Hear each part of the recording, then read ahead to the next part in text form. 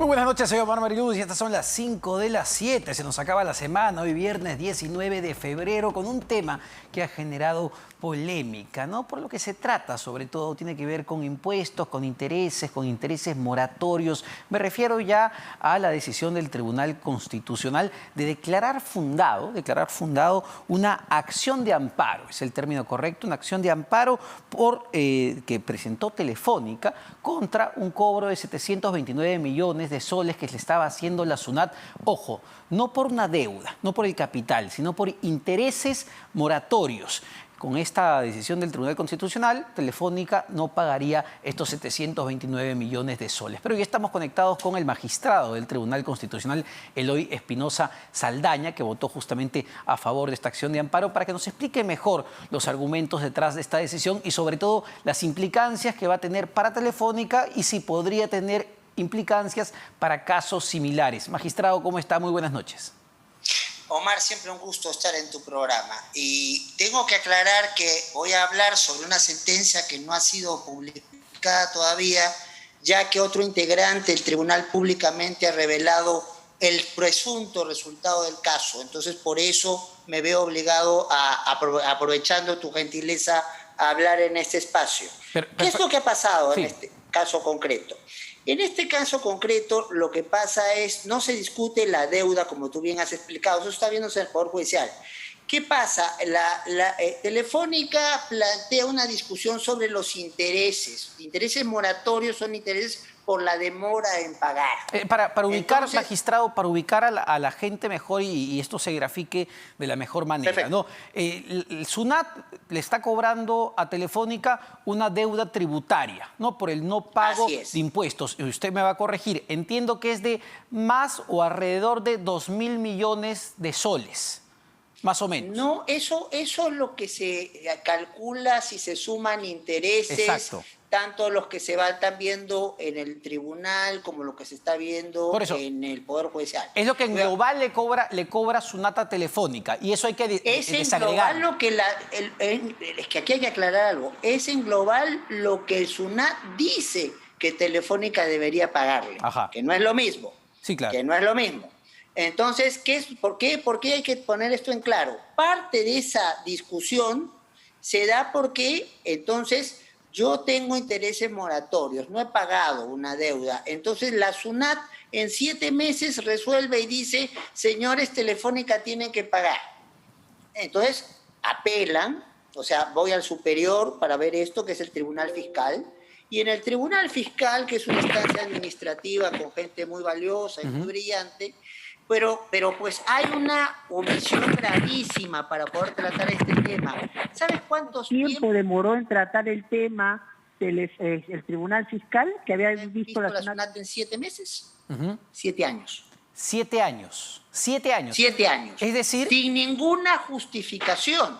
No hubo un comportamiento retardatorio de Telefónica, el caso no era un caso difícil, 7 años. Y después el SUNAT y el Tribunal Fiscal le quieren cobrar a Telefónica los 7 años de su propia demora. A ver, entonces, nuevamente, para que la gente... es una cosa complicada. Es una deuda, es una controversia en todo caso. No digamos deuda, es una controversia. SUNAT cree que hay un monto que la Telefónica debe pagar en impuestos.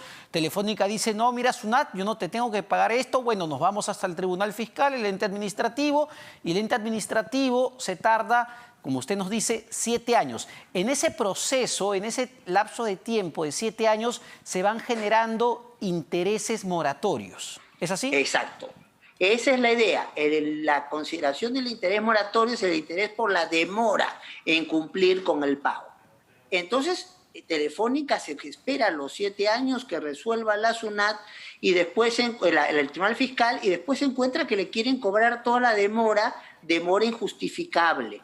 Y nosotros ya en otros casos hemos dicho que la ineficiencia del Estado no puede perjudicar a los ciudadanos, sea una gran empresa o un ciudadano de a pie. No hacemos diferencias porque todos tienen derechos. Entonces, ese es el problema. Y no quiere decir que Telefónica no pague. Lo que nosotros hemos resuelto es que se recalcule la deuda. O sea, El Tribunal Fiscal y el SUNAT dicen que estos son como 500 millones, un momentito. Pero ahora tenemos que evaluar cuánto es lo que razonablemente debió demorar el Tribunal Fiscal en resolver y sobre eso vamos a recalcular cuánto es lo que tiene que pagar Telefónica. Ese es un punto clave, Ese es un punto clave. Es decir, no es que estos 729 millones que le cobraba la SUNAT a Telefónica, ojo, en intereses moratorios por una deuda o una eventual deuda tributaria, no es que no se vayan a pagar, sino que lo que está diciendo, digamos, esta sentencia o esta decisión del Tribunal Constitucional es hay que recalcular eso. Sí, exactamente eso es lo que se dice. Eso es lo que se dice. Un momentito, aquí usted ha planteado una cuestión que no tiene una justificación razonable, 7 años para demorar esto y los quiere cobrar todavía. Entonces, lo que hay que hacer es ver cuánto es lo razonable que se tendrá que pagar. Y eso es lo que se llama, en términos jurídicos, recálculo.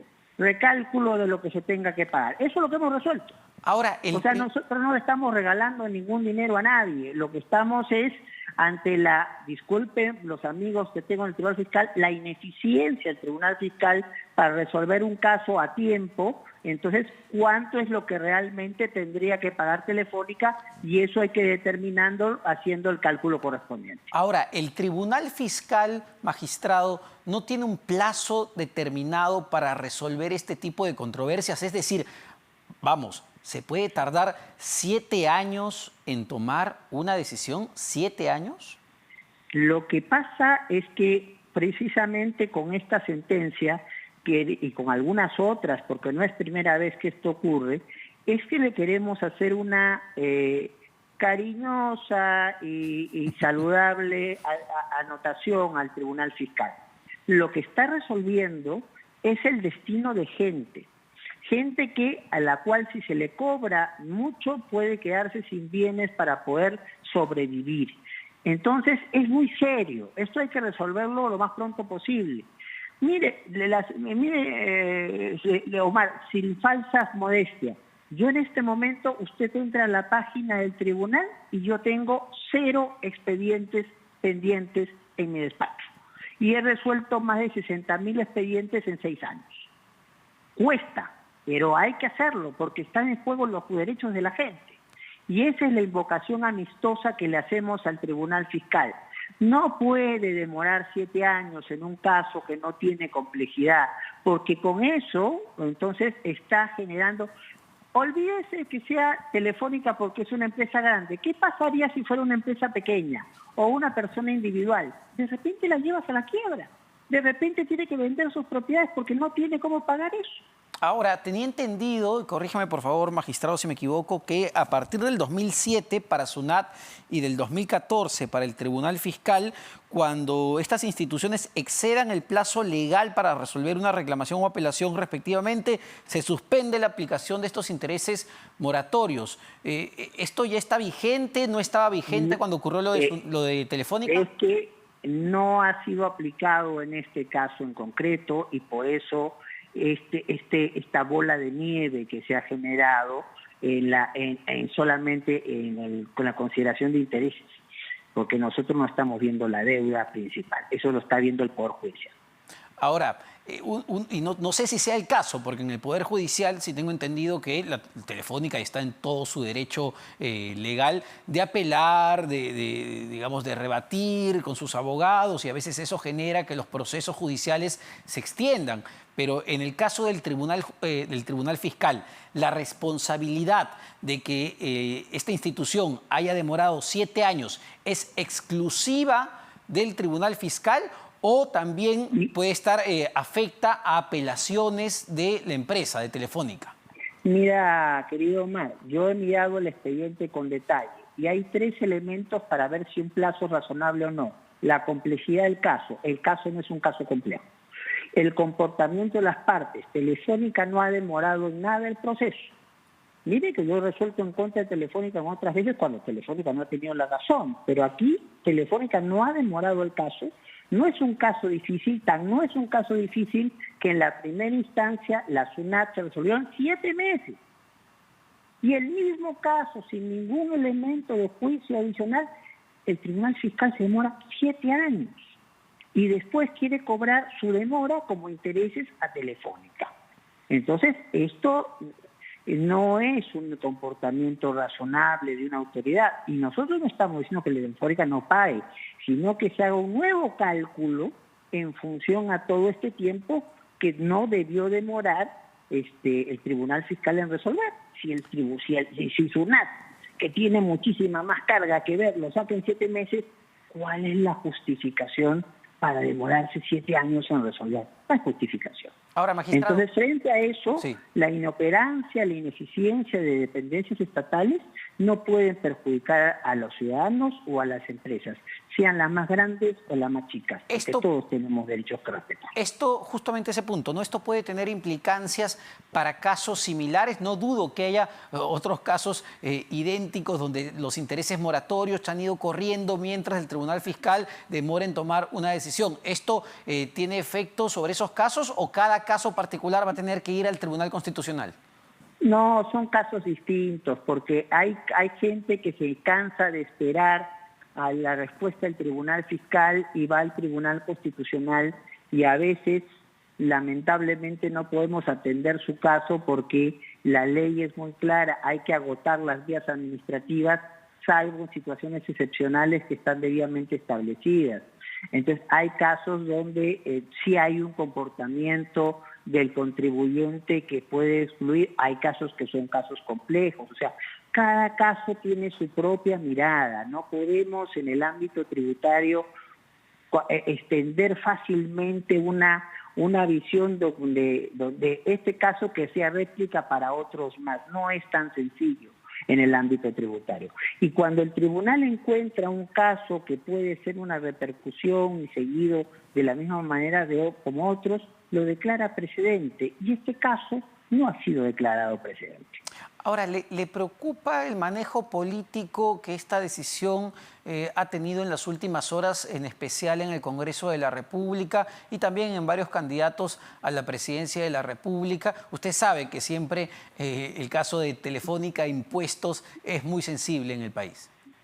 Todo caso donde sean impuestos y donde la SUNAT haya dicho que le correspondía cobrar una cantidad, aunque no tenga razón, después esa puede ser entendido o aprovechado de manera indebida. Yo hago un llamado a la reflexión, a la cordura. Déjennos que publiquemos la sentencia es muy clara explicando la situación, y no juguemos con especular que este es un pleito de ricos contra pobres. No dividamos más el país, que ya bastante dividido está. Aquí lo que hay es, y hay que reconocerlo, un comportamiento inadecuado de una institución pública que genera una deuda que no debió generarse en esta magnitud. Así de fácil es el caso. Perfecto. Y lo otro son especulaciones que yo como juez no puedo entrar porque son del ámbito político, pero sí le invoco a los políticos que hay otros temas muy importantes en el país que abordar en esta coyuntura de crisis económica, de crisis sanitaria, como para estar inventando un problema donde no lo hay. Perfecto, magistrado. Espérenos unos segundos, hacemos un rápido corte, pero no se vaya, venimos para conversar un poco más de algunos otros temas. Bueno, estamos conversando con el magistrado del Tribunal Constitucional, Eloy Espinosa Saldaña, sobre esta decisión de declarar fundada la acción de amparo que presentó la empresa Telefónica ante una demanda de la SUNAT por un cobro de intereses moratorios por 729 millones de soles. Pero, magistrado, yo quería entrar a otro tema. El día de ayer el ministro de Economía, Waldo Mendoza, adelantó que de aprobarse la ley que plantea una reforma en el sistema de pensiones que está en este momento en el Congreso de la República, que ha generado mucho revuelo y mucho debate, el Ejecutivo la va a observar y luego incluso muy probablemente esto podría llegar nuevamente al fuero del Tribunal Constitucional. Ustedes ya han tomado una decisión hace pocas semanas con la ley que permitía o establecía la devolución de supuestos, de los aportes a la ONP, al Sistema Público de Pensiones. Yo sé que usted no puede entrar al detalle del asunto porque quizá caiga en sus manos y tengan que decidir, pero no sé si viendo la sentencia que dieron hace un par de semanas, 3 semanas sobre el ONP, ha quedado bastante claro que no se pueden tocar los fondos de pensiones ni públicos ni privados, porque según la Constitución, y por favor usted me dirá, estos son intangibles, intocables. ¿Es así? Bueno, te cuento 2 cosas. En primer lugar, que ya entró la demanda de inconstitucionalidad planteada por el gobierno contra aquella ley del Congreso que autorizaba a los colectivos a hacer viajes interprovinciales. ¿Qué hemos hecho? Porque ahí sí soy el ponente, y el público quienes son los ponentes, ahí. Entonces, apenas entró la demanda, vimos si cumplía requisitos básicos, en la misma sesión hice que mis colegas votaran esto y de inmediato se ha pasado al Congreso para que dé la respuesta. Nuestra invocación es que el Congreso no espere el último día, porque son 30 días hábiles, como 40 calendarios, para que resuelva y podamos resolver este tema a la brevedad. Con respecto al caso que planteas, el proyecto de la comisión dirigida por la congresista Omonte, primero tiene que ser aprobado por el Pleno, cosa que todavía no ha ocurrido. Puede ser que no ocurra. Si es aprobado por el Pleno, es mandado al gobierno para que el gobierno lo firme, lo promulgue, que lo que da la obligatoriedad de que todas las instancias gubernamentales cumplan con facilidad la norma, o el presidente la observa. Dice, no me parece esta norma que sea constitucional o que sea adecuada. Tiene la posibilidad el presidente de justificar muchas cosas. Entonces, el Congreso, en el supuesto que haya aprobado el proyecto que todavía no ha aprobado, puede insistir con su propuesta. Y ahí, obviamente, ya es el Congreso mismo quien le da vigencia a la norma, y lo que seguramente pasará, si eso ocurre, es una demanda de inconstitucionalidad ante el tribunal. El trámite es muy claro. Llega la demanda, se elige un ponente, el ponente presenta un auto de admisibilidad, o sea, una resolución donde dice la demanda cumple requisitos formales básicos, se traslada a esa demanda a quien tiene que contestar, en este caso le hace el Congreso. Ojo que la demanda de inconstitucionalidad, estos casos la presenta el gobierno, pero podría no presentarla el gobierno. Podría presentarlo un grupo de congresistas de minoría, podría presentarlo la Fiscalía de la Nación, podría presentarlo el Defensor del Pueblo o 5.000 ciudadanos. Entonces, o colegios de profesionales, necesariamente no colegios de abogados. O sea, mucha gente puede presentar demandas de inconstitucionalidad. Pero asumamos que la presente el gobierno. Entonces, el gobierno prepara su demanda, nosotros entonces vemos si cumple requisitos formales, y si estos requisitos formales se cumplen, a mandarlo al Congreso. Es más, nosotros tenemos una comunicación en el Congreso que es digital, ni siquiera que tengamos que cargar el paquete de la demanda para dejarlo en ese parte del Congreso. Y ahí, a partir de eso, el Congreso tiene 30 días hábiles para contestar, que son como 40 calendarios. Lo ideal sería no esperar a la última fecha, porque estos casos que llegan tienen una serie de problemas sociales, políticos, económicos detrás, que mientras más tiempo se deja sin poder zanjarlos, mayor es el riesgo que se agraven.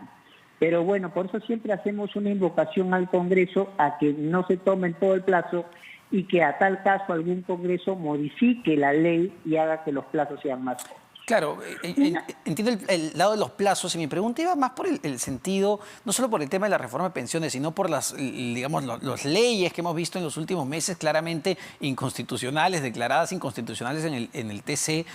Si no hace falta también una reforma, un cambio en la legislatura para instaurar mejores filtros dentro del propio Parlamento. Es decir, que un proyecto que claramente rompe o atenta contra la Constitución, pues no llegue a pasar. Pareciese que faltase un filtro en algún punto del camino. Como podrás suponer, esa es una pregunta que mientras sea magistrado el Tribunal Constitucional no te puedo contestar. Cuando deje de ser magistrado y pase a ser un abogado y tengas la delicadeza de invitarme, te la contesto con detalle. Pero lo importante es que el Congreso tiene que entender que tiene un trabajo de comisiones donde supuestamente están las personas especializadas en cada tema, que la discusión en el Pleno puede ser sobre varios dictámenes y que hay que buscar no la mayoría, sino el consenso razonable, y que no por mucho madrugar se amanece más temprano.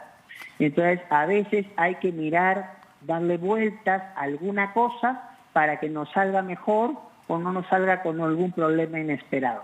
Más de eso no te puedo decir. Perfecto, magistrado. Muchas gracias. Muy gentil el magistrado Eloy Espinosa Saldaña sobre estos temas. No, muchas gracias. Nos vamos a un corte, no se vayan. Venimos con un debate electoral. Un debate electoral sobre de jefes de planes de gobierno en materia económica de dos candidatas expectantes en este momento y que según la última encuesta de Ipsos están empatadas. Keiko Fujimori y Verónica Mendoza. Venimos con eso.